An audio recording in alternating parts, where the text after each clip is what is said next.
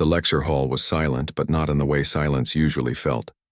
It was a vacuum of expectation, the kind that made even the stars outside the massive viewport seem distant, insignificant.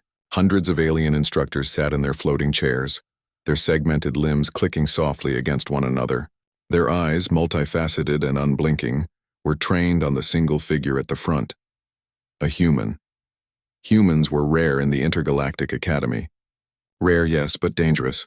And this one, tall, lean, with skin tanned from a dozen deathworld suns, radiated a calm no one had expected.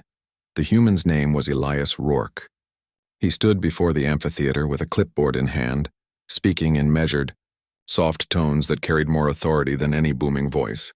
Today, Elias began, we'll discuss strategy in asymmetric warfare. A ripple of surprise ran through the audience. Strategy lessons in quiet tones? They expected a display of weapons, a parade of raw strength. Instead, Elias merely gestured to a holomap that shimmered in the center of the room. Notice, he continued, the terrain is not your enemy. It is your first ally. Every hill, every canyon, every shadow can be turned to advantage. One of the instructors, a tall, sinewy creature named Valix, clicked its mandibles in disbelief. You speak as if we must cower behind rocks. Is this weakness? Elias smiled faintly, and the room chilled with the subtle weight of his presence. Not weakness, he replied. Adaptation, precision. Humans survive on worlds that would crush you in moments of exposure. We thrive in death. That is our gift, a quiet murmur rose. Instructors shifted uncomfortably. Some muttered among themselves in guttural clicks. The implication was not lost on anyone. Elias spoke from experience, and in their universe, experience meant danger. He paused, letting the map glow in silence, highlighting jagged canyons and dense forests. Let me tell you a story, Elias said, of a planet the galaxy calls Korath. Gravity heavy enough to crush bones, storms that tear through cities, predators that hunt with a cunning you can't imagine. I survived there, and I did not survive by brute strength alone. I survived by thinking, by anticipating every move, every risk, and by turning threats into tools. Another instructor, a squat armored being named Zir, leaned forward. You claim survival, yet you stand here unharmed in our facility. Why not show proof? Demonstrate the skills you claim to hold? Elias's smile sharpened, a curve that was both gentle and deadly.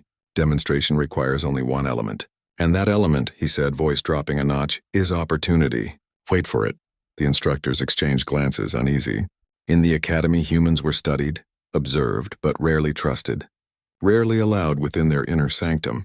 And yet here one human stood quietly, almost politely, teaching a room full of creatures who thought themselves the apex of intelligence. Elias began pacing slowly, hands behind his back, eyes scanning the room. His presence was unassuming, almost polite, but every subtle movement hinted at latent energy, like a storm gathering strength. A junior instructor, bright-eyed and naive, whispered, "Why does he seem calm? Not just calm, but prepared?" "I feel wrong looking at him," Valix hissed. "Be silent or he will hear you." Humans notice everything.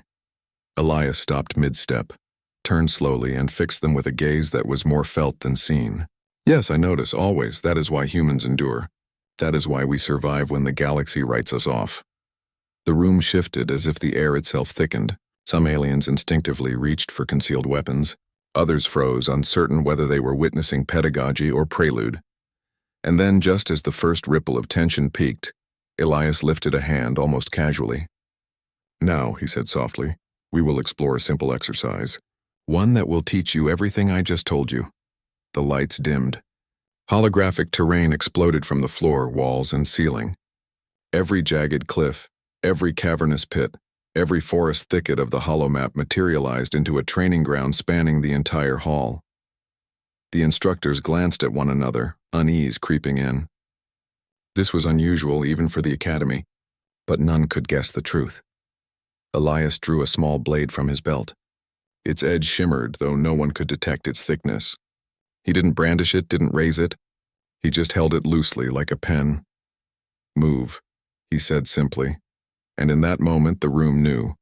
The quiet human had changed the rules. And no one, including the seasoned, battle-hardened instructors, was prepared for what came next. The first scream, when it came, was not loud. It was precise, terrifying, and it was only the beginning. The hall, moments ago serene with scholarly expectation, had become a labyrinth of danger. The holographic terrain shifted around the instructors, valleys deepening, cliffs jutting higher, fog rolling in to obscure vision. They moved cautiously, limbs tense, senses sharpened, but Elias moved differently. He flowed. It was subtle at first. A step forward, a tilt of his head, a quiet observation. Then, in a blink, a junior instructor lunged toward him, claws extended, eyes wide with fear and adrenaline. Elias sidestepped. Just a sidestep, but it was enough. The instructor's momentum carried it forward, and it crashed against the hollow cliffside, armor dented, legs trembling. Silence. Shock. And then, a ripple of understanding. The instructors had not underestimated a human. They had underestimated this human. Felix hissed, limbs vibrating in agitation. He is faster than perception, impossible. Elias's voice was calm, measured, almost conversational. Nothing is impossible. Only unpracticed. He moved again, but this time he initiated. With a series of small, precise motions, he turned the terrain itself into a weapon. A holographic boulder rolled down a hill, cutting off a path for Zir. A jagged tree fell toward two instructors advancing in tandem, forcing them to retreat or collide. Every action was deliberate, calculated, and terrifyingly effective. Zir's armored bulk charged, intent on brute force. Elias met the charge, not by striking, but by sidestepping, pulling a thin rope-like wire from his belt. It snapped taut across Zir's path, tangling the legs of the massive alien. Zir crashed, armored plates rattling, breathing, struggling against panic. Felix floated above, mandibles clicking faster. This isn't strategy. Observation, Elias corrected almost gently. Execution, adaptation. A junior instructor, small and inexperienced, tried to flee through a foggy ravine. Elias's eyes caught the movement instantly. With a flick of his wrist, the holographic ground beneath the instructor simulated a collapsing floor. The creature stumbled, arms flailing, barely catching a holographic ledge before falling into the fog. The room erupted in gasps. One of the oldest instructors, Lerona, whispered to herself, her eyes wide. A human. He manipulates reality itself, without force. Elias's calm voice broke across the room. Every world has rules. Every enemy has weakness. You do not have to be the strongest. You only have to be the smartest and survive. Then the first real challenge arrived. A hollow dragon, projected from the terrain, swooped down in an overwhelming display. Scales glinting, jaws snapping, tail thrashing. It seemed impossible for any being in the hall to survive its strike. The instructors froze. Every survival instinct screamed, retreat, fight, adapt, but Elias did none of those. He walked forward, each step measured, and lifted the blade slightly. The hollow dragon lunged, and then Elias danced. Not wildly, not frenetically, but with precision so brutal it was almost surgical. He used the dragon's momentum against it, dodging, parrying, redirecting. With a swift move, the blade cut through the holographic wing support, sending the creature crashing into a cliff. The room held its breath. No human should have moved like that. The air vibrated with disbelief, fear, and awe. Felix's clicking escalated into agitation. How does one human manipulate chaos with such finesse? Elias paused, blade resting lightly on his shoulder, eyes scanning the hall. Because we live in chaos, he said simply. We survive it every day. Deathworlds teach us lessons no simulator ever can. Every pain, every loss, every scar is a calculation learned. You have never experienced that. Until now. A sudden movement at the rear caught Elias's attention. Another instructor, emboldened, tried a flanking maneuver. Elias's eyes narrowed. In one fluid motion he pivoted, using the momentum of a nearby holographic rock to swing himself across the hall. He landed behind the flanker, disarming it before it could strike. The hall erupted. Alien instructors began to reassess, whispering in clicks, trills, and hisses. Their academic confidence, their sense of superiority was crumbling before their eyes. Elias didn't chase glory. He didn't roar or shout. He simply continued quietly, methodically, turning every attempt at aggression into a lesson.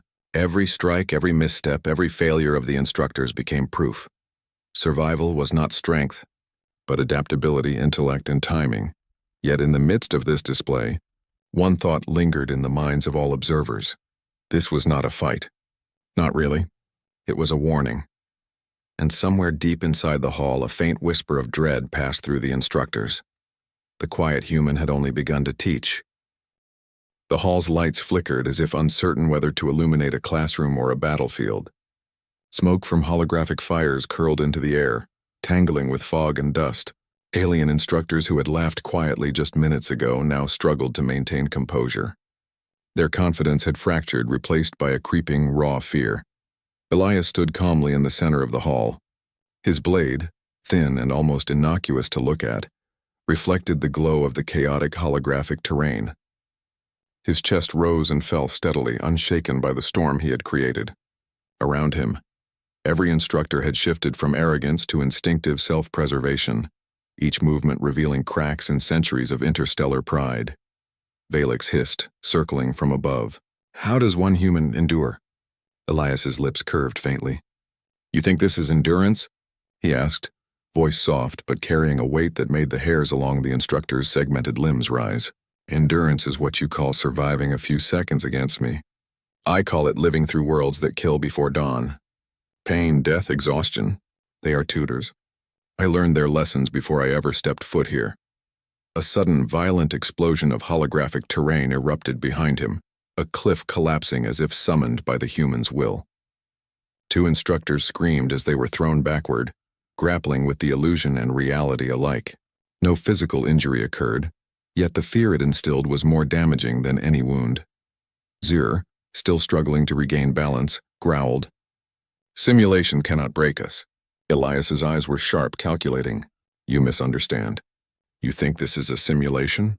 You think I follow rules you can perceive? You are mistaken. Every movement, every response, every hesitation I observe, every weakness is mine to exploit." The instructors began to realize something terrifying. Elias did not merely respond. He anticipated. He controlled not just his body but the battlefield itself, and then the first real casualty occurred. A junior instructor, overly confident after a previous near success, rushed forward with claws extended. Elias sidestepped, and the hollow floor shifted beneath the attacker, creating a deceptive gap. The instructor fell, limbs tangled in holographic debris, panicked cries echoing unnaturally against the walls. When it emerged from the illusion, it collapsed, shaking violently, not from injury but from shock and humiliation. Valix's mandibles clicked rapidly. This human weaponizes fear, perception itself. Elias's voice was calm, almost soothing. Fear is a tool. Pain is a lesson. If you cannot learn to endure it, to manipulate it, to turn it into advantage, then you will fall against me, against any world, against any war. The room was quiet for a moment, every instructor reassessing, their eyes darting nervously between one another and Elias. They were creatures who had conquered planets, negotiated peace treaties, and studied hundreds of species, and now they were being schooled by a single human, one who had survived worlds that would have vaporized them all. Then Larona, her voice barely audible, broke the silence. "Do you enjoy this?" Elias tilted his head almost thoughtfully. "Enjoyment implies cruelty for pleasure. I do not enjoy pain. I respect it. I respect it because it teaches, because it forces adaptation. If you cannot endure, you cannot survive. My world teaches that, and my species survives because of it." A low rumble reverberated through the hall. It was not the floor nor a weapon. It was the collective realization of the instructors. They were not in control. Not the simulation, not the terrain, not even themselves. Elias had flipped the equation. The predator was teaching and the prey was scrambling. Zir, breathing heavily, finally hissed, This is more than combat training. This is psychological dismantling." Elias moved again, gracefully stepping between shadows and light. "Call it what you like," he said softly. "I call it truth. In war, you cannot rely on rules, fairness, or expectation. You survive by seeing clearly, by thinking faster, by being willing to endure more than anyone else. That is the human way." The instructors were trembling now, not from physical attack, but from the unspoken, invisible pressure that emanated from Elias. They realized that for a human like him, violence was secondary. Observation, calculation, and relentless endurance were the true weapons. And still, Elias had not raised his voice. He had not shouted. He had not rushed. Yet the hall had transformed into a crucible, testing every alien instinct, every ego, every assumption about superiority. In the rear of the hall, one instructor whispered, voice shaking, "He is unbreakable." Elias's eyes flicked toward them. Unbreakable, perhaps, but untested, he said quietly, is the world beyond this hall. And that is where your lessons truly begin.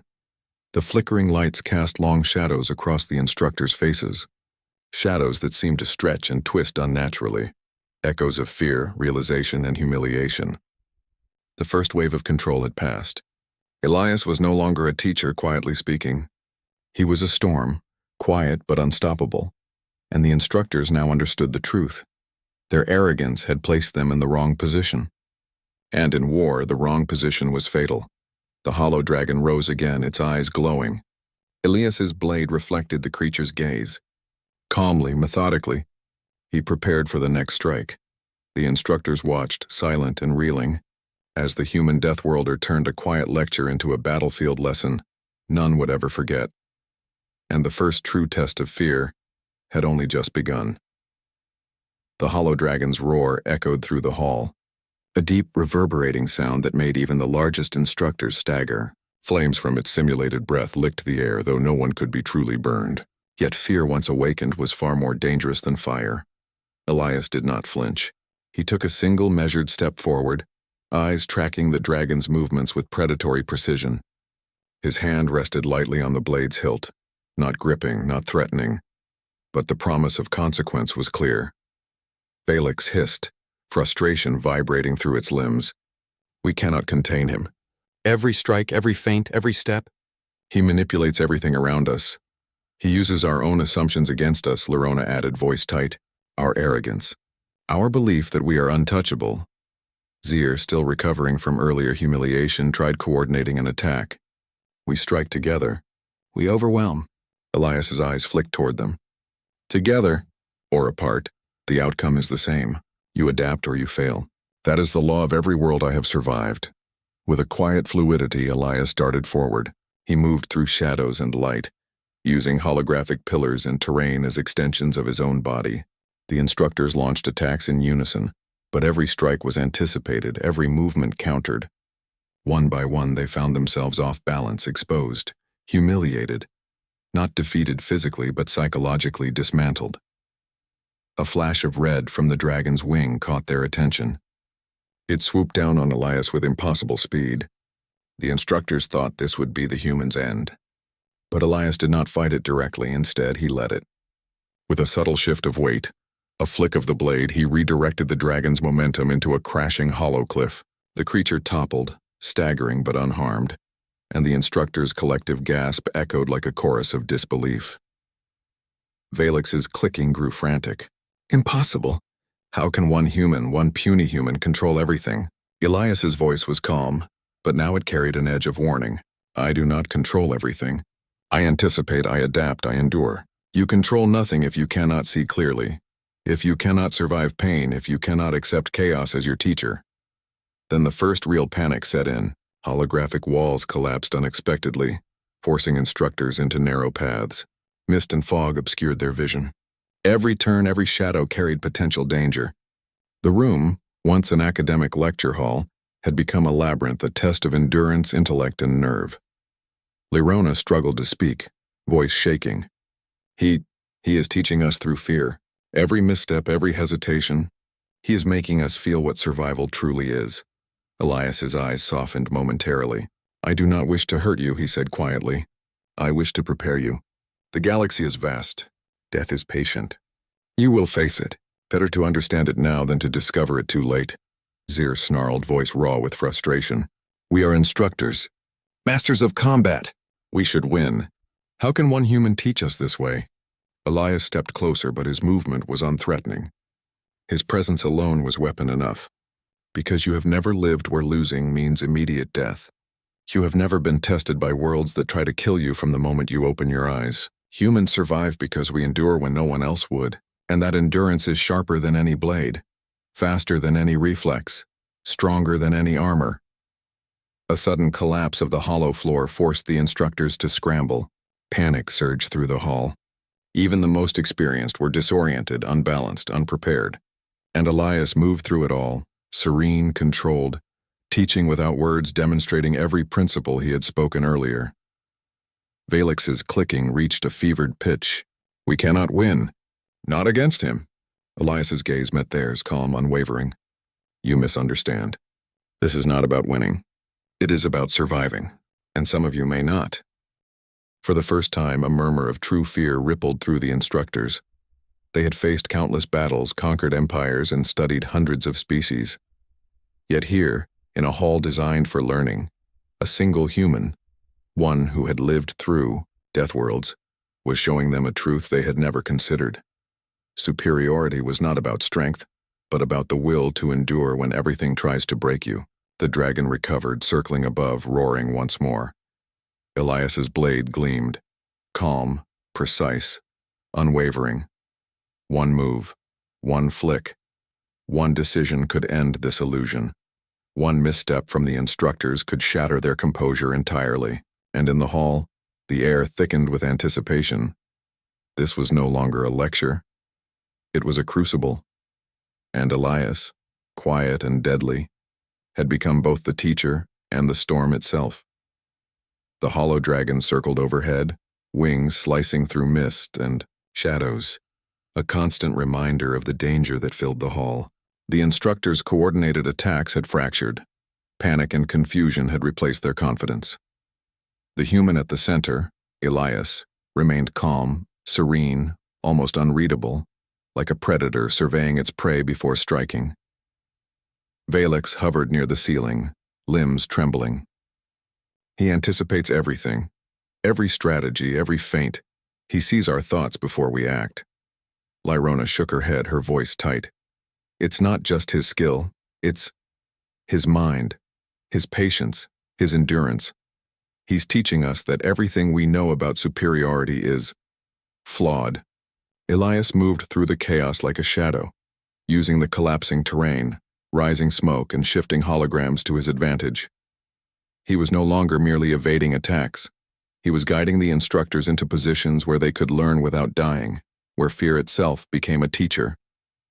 Zir, heavy armor dented and scorched from previous collisions, roared. "Enough! We are the instructors here. We will not be tested by one human." Elias's eyes met Zir's, calm yet piercing. "And yet," he said softly, "you are being tested. You always have been. You just did not know it." The instructors tried again, coordinating their strikes, but Elias's prediction of movement had reached a level beyond calculation. With a flick of his wrist, he sent a holographic boulder rolling, forcing 3 of the largest instructors to scramble. The ground shifted under another's feet, toppling them into fog and shadows. Each instructor's attempt at aggression became a lesson in humility, a reminder that assumptions in war could be deadly. Valix's clicking grew frantic. "We are losing control, not physically but mentally. He is breaking us without raising his blade." Elias's gaze softened, almost compassionate. "Breaking you is not my goal," he said. "Awakening you is. If you cannot endure fear, if you cannot see through chaos, then the galaxy will break you long before I ever could." Suddenly, a junior instructor, a bright, confident being who had previously attacked recklessly, stumbled into Elias's path. The human did not strike. He did not need to.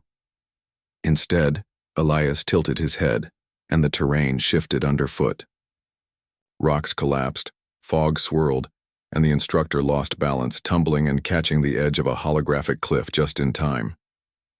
Heart racing, limbs trembling, the creature realized it had been shown, not hurt. It had survived, and in that moment, it understood Elias's teaching. Zir growled, frustration boiling over. "This is unnatural. We cannot reason against him. Every move we make is predicted, countered, controlled." Elias took a step closer. "Do you understand now? Strength alone is meaningless. Speed alone is meaningless. The galaxy tests everything: endurance, intellect, observation, patience. Humans survive because we master all 3. And when the world pushes, we push back harder. Felix's limbs twitched violently. You speak of endurance, but how far will it go?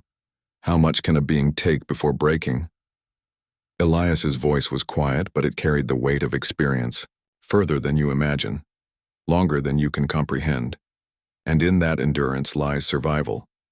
That is the truth of deathworlds and of humanity. A sudden collapse of terrain sent multiple instructors sliding toward the edge of a holographic canyon. Panic erupted. The human did not move. His calm presence radiated, a contrast to the chaos around him. He watched, calculating, and with subtle gestures of his blade and body, he guided the instructors to regain footing, teaching without words. But even as he saved them from immediate peril, the psychological strain was evident. Instructors whispered, clicking nervously, realizing their own overconfidence had made them vulnerable. One by one, cracks appeared, not in armor, but in pride, patience, and ego. Lerona finally spoke, voice trembling. He's showing us what we've never known, what we've never felt. The fear, the uncertainty, the edge between life and death. It's enlightening. Elias's eyes softened. Yes, and remember this. In war, the edge is where survival is decided. Those who step back, who cling to arrogance, do not survive. Those who endure, who adapt, who anticipate, thrive. And then, from the shadows, a faint whisper, a distant tremor of unseen consequence. The instructors did not yet feel it fully. But Elias did. The storm he had become was not confined to the hall. The galaxy outside had already taken notice. The first true breaking point had passed. The instructors were shaken, humbled, terrified, and awake to realities they had never considered. And Elias, calm and unyielding, had proven that survival, human survival, was far more than brute force. The quiet human was no longer just a lecturer. He was a reckoning. The lecture hall had become unrecognizable. Smoke from collapsed holographic, structures curled into the air, fog clung to the ceilings, and the fractured terrain shifted unpredictably. Alien instructors, once united in their arrogance, now moved in fragmented clusters, their communication strained by fear and exhaustion. Elias Rourke remained in the center, blade in hand, unhurried, eyes sharp and observant. Every move, every twitch, every glance of the instructors was noted, stored, and anticipated. To them, he was a single human. But to Elias, they were a collection of predictable impulses, each shaped by pride, fear, and survival instinct. Felix hovered above, limbs trembling with agitation. They are fracturing, it hissed to no one in particular. Without coordination, without unity, we are exposed. Lerona nodded, though her jaw trembled. This is not merely combat. He is forcing us to confront ourselves, our weaknesses, our assumptions, our dependence on hierarchy. Zir growled, limbs clashing in frustration. I will not submit. We are masters of war. No human, no one can dominate us so completely. Elias tilted his head, voice calm but carrying the weight of inevitability. You are masters, yes, but mastery is useless without adaptation. You cling to what has worked in the past, assuming that experience alone guarantees survival. It does not. A sudden tremor ran through the hall, the hollow ground beneath Zir cracking unexpectedly. One leg sank into a chasm, the other skidding dangerously close to an unstable cliff edge. The massive alien roared in panic, flailing, desperately trying to maintain balance. Elias didn't move toward him. He simply observed, his presence a steady counterpoint to chaos. Zir's armor scraped against the terrain as he finally regained footing, but the fear lingered, etched into his movements. A crack had formed in his confidence. Meanwhile, Felix and Lerona exchanged hesitant glances. The instructors had relied on strength, unity, and hierarchy for centuries, but now the fractures were undeniable. Mistrust began to creep in. Each instructor wondered, who would fail next? Who would falter and trigger a deadly chain of mistakes? Elias's voice broke through the tension, soft and almost gentle. In war, unity is fragile. Complacency is deadly, The moment you assume control is yours by right, the moment you stop observing, is the moment you are lost. The instructors reacted differently. Some froze, paralyzed by the realization that they had relied too much on structure. Others tried to act, but their attacks were hesitant, fractured, and easily countered. One by one, Elias turned their aggression into lessons, subtly guiding their mistakes to teach endurance, patience, and adaptability. A junior instructor, small but cunning, tried to flank him, hoping to restore confidence through cunning. Elias pivoted, using the terrain itself to redirect the assault. The instructor stumbled, caught on a sudden holographic ledge collapse, and barely regained balance. The lesson was clear. Even cleverness was useless without awareness of the broader battlefield. Valix hissed, almost in disbelief. He is forcing us to survive without each other, without trust, alone. Elias's voice softened, almost compassionate. Survival often comes alone. In worlds that crush the weak, the strongest may stand alone, yes. But even alone, clarity and patience can outlast brute strength. And then came the subtle tremor of consequence, something beyond the hall. A distant vibration, almost imperceptible, rolled through the floor. Elias's gaze sharpened. He sensed it immediately. Forces outside the training ground were shifting. The galaxy itself was watching. Perhaps enemies, perhaps allies, perhaps a storm of chaos waiting for the slightest misstep. The instructors noticed it too, but not fully. Their focus was fractured, fear overwhelming their perception. They did not yet realize that the human they had underestimated had already extended his influence beyond the classroom. Zir, shaking from near collapse, shouted, "We cannot survive this, not that without abandoning our pride." Elias took a step forward, blade glinting in the dim light. Survival is not pride. Survival is clarity, endurance, adaptation. If you cannot endure your fear, if you cannot act with patience, you will fall. And the galaxy does not wait for excuses. The instructors, fractured and fearful, glanced at one another. Alliances began to crumble under pressure. Whispers of blame, hesitation, and mistrust spread like wildfire. No attack was coordinated, no movement confident. Every instructor now faced not just the human, but the weakness within themselves. And Elias, calm as ever, prepared for the next stage of the lesson. The quiet human was no longer just a teacher.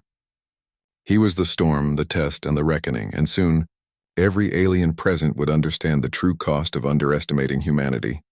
The hall was a storm of mist, broken terrain, and fractured holographic projections. Every instructor's limbs trembled, voices clicking nervously, eyes wide with disbelief. Their coordinated attacks had crumbled, their pride shattered, and yet the human at the center, Elias Rourke, stood serene, almost impossibly calm. The tremor from outside the hall had grown stronger, subtle vibrations rolling across the floor like a pulse of warning. Elias's eyes flicked toward the walls, alert and sharp. He felt it. The galaxy itself had begun to respond to his presence. Perhaps it was curiosity, perhaps caution, perhaps enemies sensing opportunity. Whatever it was, it would not wait. And neither could the instructors. Valix's limbs clicked frantically. "We are exposed, fractured, alone, and he is human," Lerona finished, voice shaking. "And we are learning too late what that truly means." Elias did not speak, only observed. Every misstep, every hesitation, every flicker of fear in the instructor's eyes told him more than any report ever could. He moved with precise grace, using every shadow, every unstable ledge, every fragment of terrain to demonstrate a simple principle. Survival was never about brute force. It was about clarity, patience, and endurance beyond expectation. The hollow dragon descended once more, its simulated flames licking at the fractured walls. The instructors froze, paralyzed with fear. Yet Elias did not flinch. He pivoted, guiding the dragon's momentum into a crashing hollow cliff. The creature staggered, disoriented, a perfect visual lesson in control, adaptation, and timing. Zir roared, frustration and desperation colliding. "We cannot fight him. Not with strength, not with strategy, not together." Elias stepped forward, blade glinting, calm and deadly. "You can, but only if you understand the truth I've been teaching. Survival is not about pride, not about dominance. It is about seeing clearly, enduring what others cannot, and acting decisively when the moment demands it. The instructors glanced at one another. Mistrust, fear, and exhaustion had fractured their unity. Yet, in the quiet between the chaos, a strange clarity began to emerge. Some began to see what Elias had been showing them, that their failure was not from lack of skill, but from reliance on arrogance, assumptions, and inflexible strategies. Valix whispered almost to itself. He's forcing us to see beyond ourselves, beyond our species, beyond fear. Elias's voice cut through the fog. The galaxy does not wait. Survival does not wait. And death! Death never apologizes for its lessons. Then, in a final display, Elias moved. Each step, each gesture was deliberate. He redirected attacks, used collapsing terrain to isolate aggressors, and guided the instructors' missteps into teachable moments. One by one, they realized that the human was not merely defeating them, he was revealing truths they had ignored for centuries. The tremor outside the hall surged. Holographic projections flickered, the floor shifted. But Elias's calm did not waver. He glanced at the instructors, eyes sharp and unyielding. "You may survive this hall," he said softly, "or you may fail. But remember this, the galaxy does not care about titles, history, or pride. It cares about who can endure, who can adapt, and who can act when all else fails." The instructors, broken, weary, and humbled, finally saw it. Every movement they had made, every plan they had executed, every strike they had attempted, it had been anticipated, analyzed, and used as a lesson. Their arrogance had crumbled, replaced by a profound respect and fear for a species they had dismissed. Valix's mandibles clicked softly, almost reverently. "We underestimated humanity, and we will not forget this lesson." Elias sheathed his blade slowly, each motion deliberate, a quiet punctuation to the chaos. "Remember it," he said. "Not for me, but for yourselves. The galaxy is wide, worlds are merciless, and the edge between life and death is closer than you think. Learn it before it teaches you." Permanently. A hush fell over the hall. Even the hollow dragon, still hovering, seemed subdued. The instructors were not defeated by strength alone. They had been challenged, unmade, and remade in the image of endurance, clarity, and unyielding resolve. Elias stepped back, calm and measured. The quiet lecture had ended. The brutal combat had revealed truths no simulator, no academy, no history lesson could teach. The instructors now understood. Humanity survived because it refused to yield, because it endured beyond expectation, and because it transformed chaos into opportunity. And in that hall, filled with shattered pride, fractured alliances, and trembling instructors, one truth echoed louder than any clash of weapons. Humans did not just survive deathworlds. Humans mastered them. And the galaxy far beyond that hall would soon learn the cost of underestimating them.